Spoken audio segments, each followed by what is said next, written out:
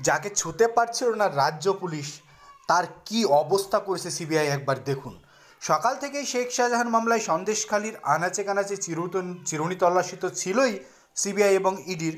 এর মাঝেই বহিষ্কৃত তৃণমূল নেতাকে নিয়ে বসিরহাট আদালতে এসেছিলেন তদন্তকারী আধিকারিকরা। বিকেলের দিকে তাকে আদালত থেকে বের করেন সিবিআই আধিকারিকরা।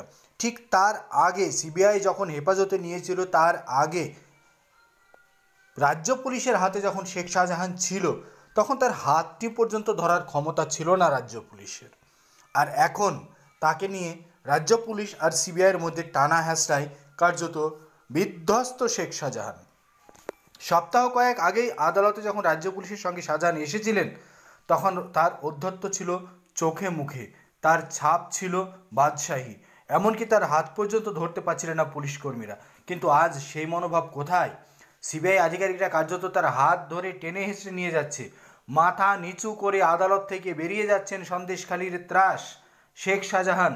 যে শেখ শাহজাহানকে বাগে পেতে হন্যে হয়ে দৌড়তে হয়েছে, ছুটতে হয়েছে ইডি সিবিআইকে, সেই শেখ শাহজাহানকে এবার বাগে পেতে মরিয়া হচ্ছে ইডি।